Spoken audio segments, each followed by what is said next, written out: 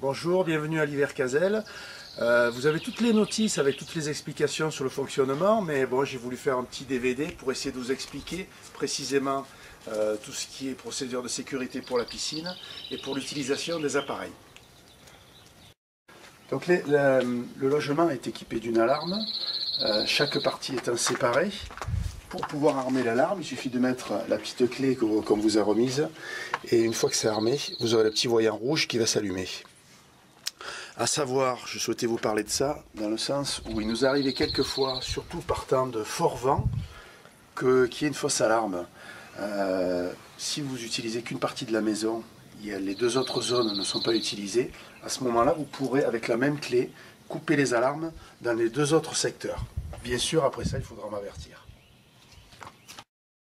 Nous voilà maintenant au sous-sol de la maison. Je souhaitais vous montrer l'installation de l'eau. En cas de problème de fuite, vous pourrez directement couper l'ensemble de l'eau sur la maison par deux robinets.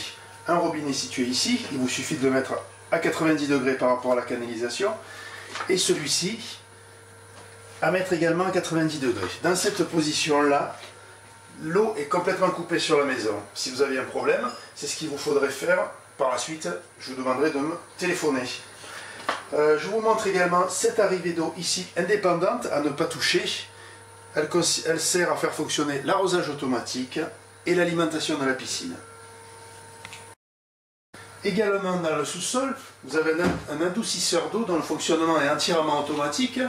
Il arrive de temps en temps qu'il y ait un système de régénération qui met un petit peu d'eau en circulation dans l'appareil, ce qui fait un petit peu de bruit. Ne soyez pas surpris, si vous ne remarquez aucune fuite, tout est normal. Je vous montre également le panneau de commande du chauffe-eau solaire qui se situe derrière.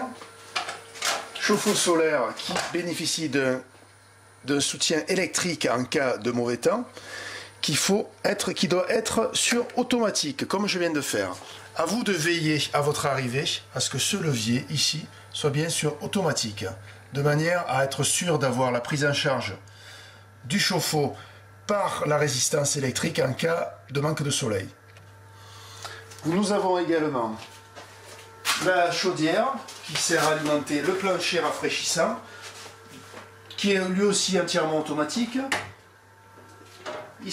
On peut voir ici qu'il est réglé sur 18 degrés. La seule intervention que vous puissiez avoir à faire est de modifier la température s'il fait trop froid. À savoir que si vous mettez une température trop basse, en dessous de 18 degrés, vous risquez d'avoir de la condensation au sol. C'est fortement déconseillé.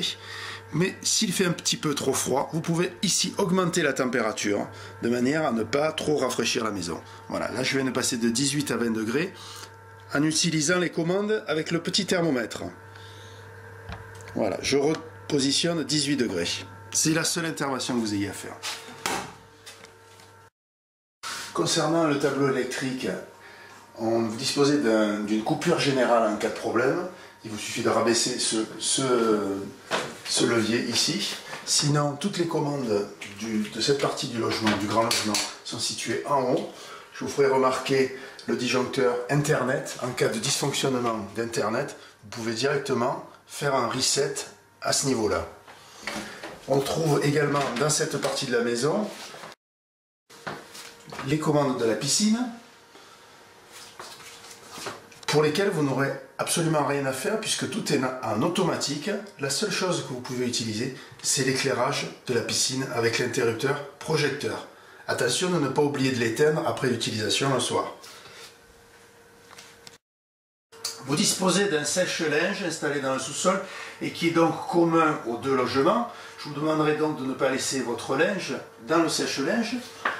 Avant de pouvoir utiliser le sèche-linge, dont les commandes sont assez classiques, il faut vider le réservoir d'eau, tout du moins vérifier qu'il a été vidé.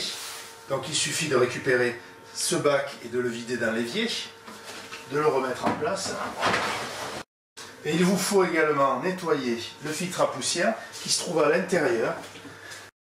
Donc l'utilisation du lave-linge, c'est l'occasion pour moi de vous rappeler que la maison est équipée d'une fosse septique et à ce titre, il est interdit, en tout cas fortement déconseillé d'utiliser de la javel qui a pour effet de stopper le fonctionnement de la fosse septique.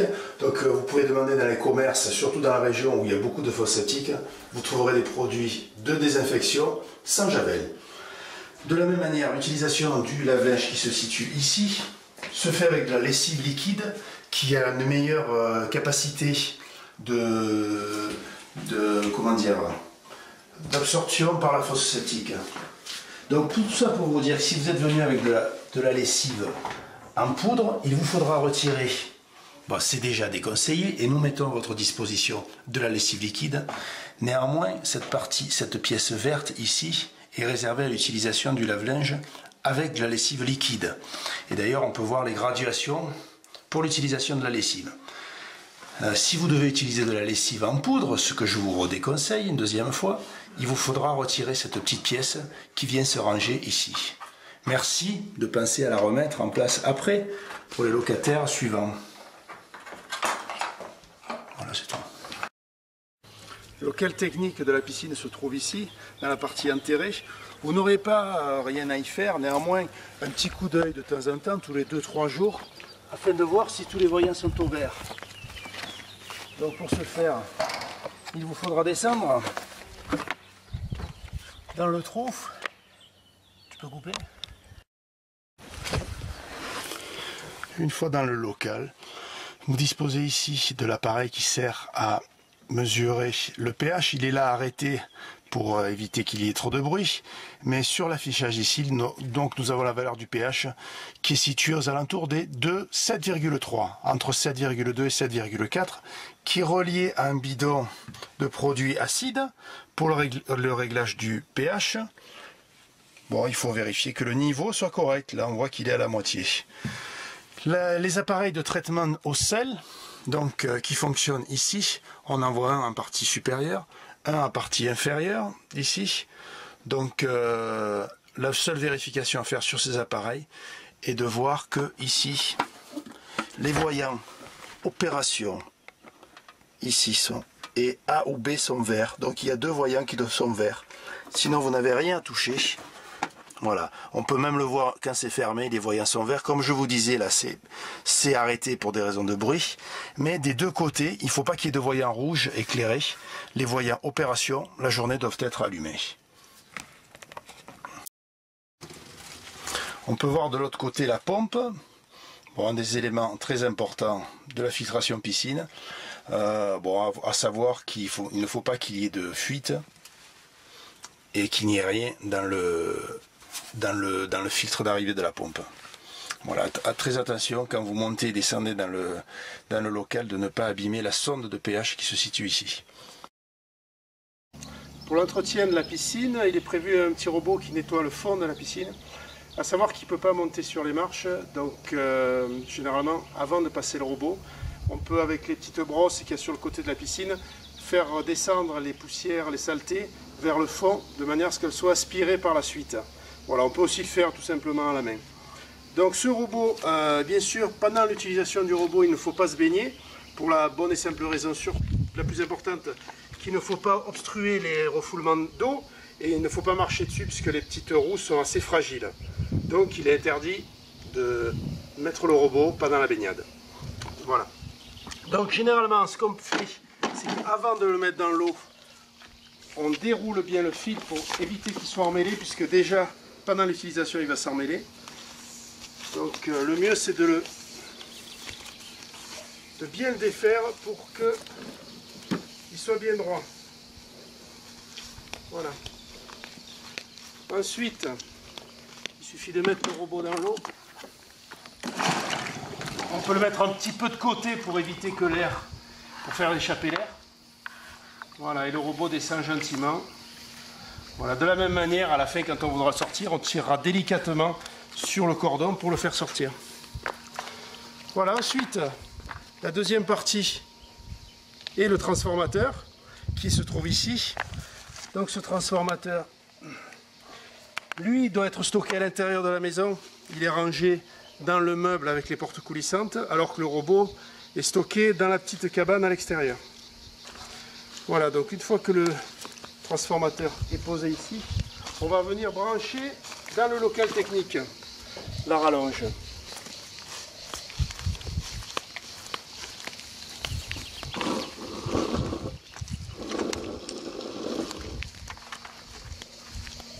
Alors à cet effet, une fois qu'on a relevé le couvercle, sans avoir besoin de descendre dans le local technique, il y a un petit crochet auquel est pendu un fil électrique, il suffit de récupérer, qui permet de brancher le robot. Donc de la même manière, à la fin, on raccrochera le fil au petit crochet qui est situé au-dessus. Voilà, on ne le met pas là-dessus, sinon ça va écraser le fil, il faut le mettre à côté. On referme pour éviter de tomber dans le trou.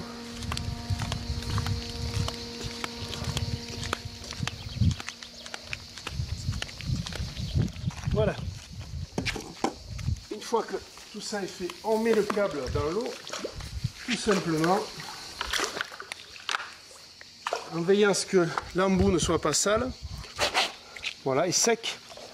Et on le connecte au transformateur. Voilà.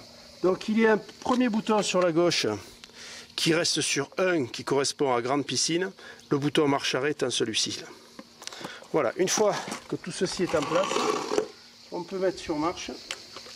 Voilà, et on observe que le robot démarre instantanément ou quelques secondes après. Voilà, alors le cycle dure environ 2-3 heures. On peut l'interrompre quand on considère que la piscine est propre.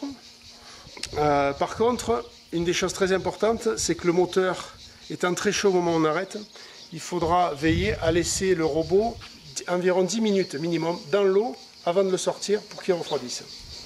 Voilà. Donc on peut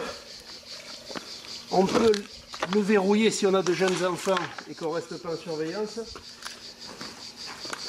On veillera délicatement passer le câble sur le côté de manière à pouvoir verrouiller l'abri. Voilà, de cette manière, la bulle est fermée et le robot fonctionne à l'intérieur.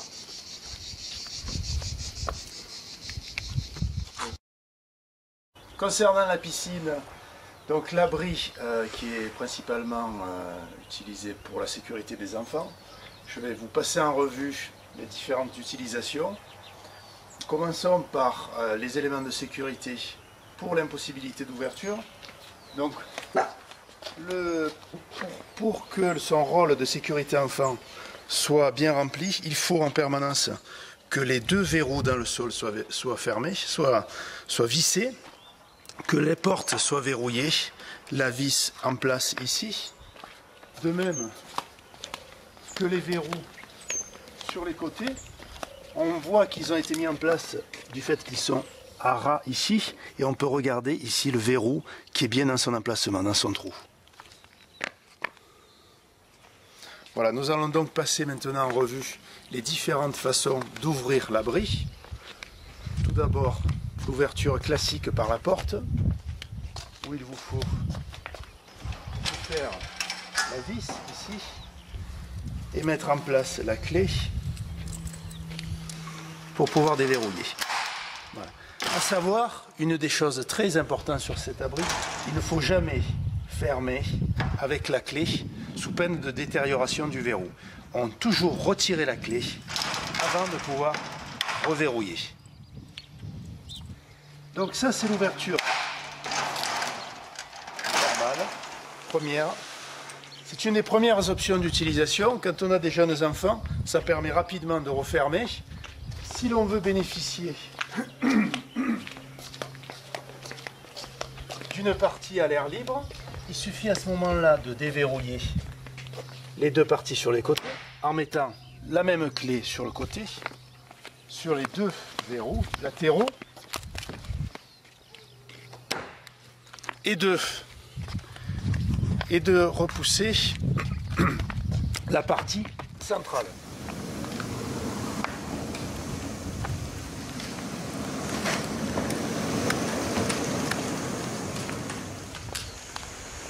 Voilà. Dans cette configuration-là, la piscine peut être refermée assez rapidement. Cela permet d'avoir à la fois une partie à l'air libre et une partie à l'ombre qui permet aux jeunes enfants qui s'amusent sur les escaliers d'éviter les coups de soleil. Je vais maintenant vous montrer comment complètement ouvrir l'abri. Avant tout, il faut que les deux portes des extrémités soient fermées. y compris avec la vis du haut. Il vous faut retirer les éléments dans le sol.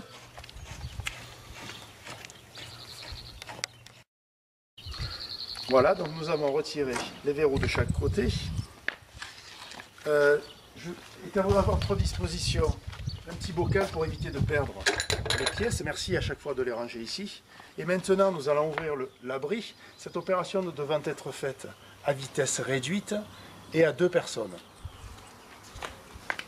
Thierry, s'il te plaît.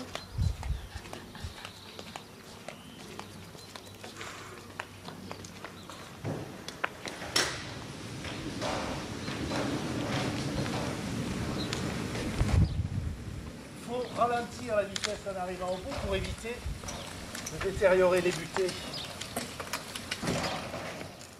Voilà pour la première partie.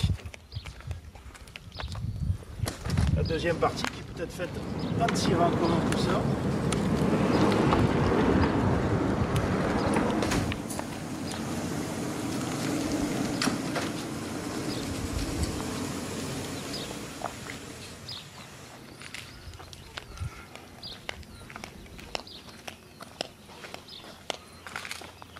Il faut bien sûr ramasser tout ce qui traîne au bord.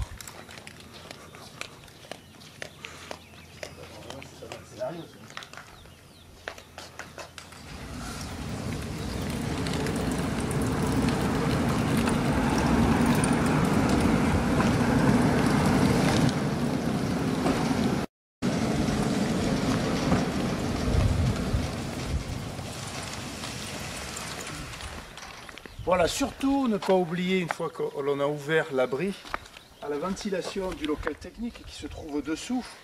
J'entends par là qu'il faut de toute manière que ces volets soient toujours ouverts, la nuit comme le jour. Ceci pour éviter que la température de la piscine dépasse les 28 degrés. Au-delà de 28 degrés, on risque d'avoir une détérioration rapide de l'état de l'eau. Donc, ces volets qui ne servent que pour l'automne et l'hiver doivent être toujours ouverts. Mais en plus, l'été, par journée de grande chaleur, pour ventiler la partie technique, les moteurs, je vous demanderai à ce que la porte avant soit toujours ouverte. Porte avant ouverte, porte arrière, les volets bien sûr ouverts. Dans cette configuration, on bénéficie d'une piscine ouverte et le local technique est ventilé. Voilà. Puisque nous sommes ici, une petite vérification, à savoir que l'ensemble de la filtration passe par ce skimmer, et donc il vous faudra tous les jours veiller à nettoyer le panier, donc le panier qui est calé par un pavé, et comme on le voit ici, qui a malheureusement fait prisonnier pas mal de criquets, et il vous faut tous les jours nettoyer tout simplement ce panier en enlevant les cuves. Bien sûr, vous comprendrez que pour que la filtration soit efficace, il ne faille pas qu'il y ait quoi que ce soit qui vienne obstruer. Donc attention aux divers objets que les enfants peuvent utiliser pour jouer et qui pourraient obstruer la filtration et donc mettre hors d'usage le moteur. Donc vérification assez fréquente de cette partie. Donc on vérifie à remettre le panier de skimmer de manière à ce qu'il arrase la partie basse du skimmer. On remet le pavé pour le caler et le couvercle. Voilà, je souhaiterais revenir sur le verrouillage de l'abri. En effet, les petites pièces qui servent pour le verrouillage latéral sont très fragiles et il faut veiller à bien mettre en place dans le trou correspondant et éviter surtout de tirer ou de pousser sur les montants des abris avant d'avoir déverrouillé. Donc il vous faut venir tout doucement de manière à vérifier que vous êtes bien en face du trou en tâtonnant, et voilà, ainsi l'abri est verrouillé.